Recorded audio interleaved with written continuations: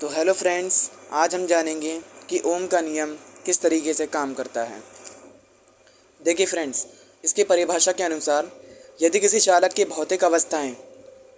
यानी कि एग्जाम्पल के तौर पे लंबाई, ताप, दाब आदि अपरिवर्तित रहें यानी कि उनमें कोई बदलाव ना हो। यदि किसी चालक की भौतिक अवस्थाएं लंबाई, ताप, दाब आदि अपरिवर्तित रहें यानी कि उनमें कोई बदलाव ना हो तो उनके सिरों के बीच विभवांतर यानी कि जो चालक है जिसके अंदर से प्रवाहित धारा हो रही है उसके दोनों सिरों के बीच जो विभवांतर होगा, जो वोल्टेज होगी, उसमें प्रवाहित धारा के अनुक्रमानुपाती होगी। यदि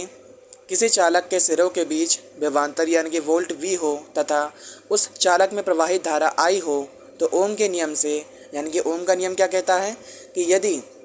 किसी चालक के सिरों के बीच यानी कि कोई चालक है हमारे पास, उसके सिरों के बीच विभवांतर क्या है V और उसमें धारा कौन सी प्रवाहित हो रही है I, तो उसमें जो प्रवाहित धारा है वो उसके V के यानी कि वोल्टेज के अनुक्रमानुपाती होगी। अथवा हम ये भी कह सकते हैं कि भाई जब हम प्रोपोर्शनल के चिन्ह को हटाते हैं तो V = IR आता है, यानी कि हमारा R क्या है, यहाँ पर एक नियतांक है। जब भी प्रोपोर्शनल के चिन्ह को हटाते हैं तो वहाँ पर एक नियतांक आता है। जहाँ R एक नियतांक है, एक कांस्टेंट है, जिसे विद्युत प्रतिरोध यानी कि इलेक्ट्रिसिटी रेजिस्टेंस कहते हैं। हैंस अतः हमारा जो इक्वेशन बनेगी उसकी ओम के नियम की वो होगा V/I = R, यानी कि जब हम वोल्टेज में धारा का भाग देंगे तब हमारे पास एक प्रतिरोध नाम का यानी कि रेजिस्टेंस नाम का एक नियतांक आएगा, वो उसके बराबर होगा, उसका जो मान होगा। तो ओम का नियम फाइनली क्या कहता है कि भाई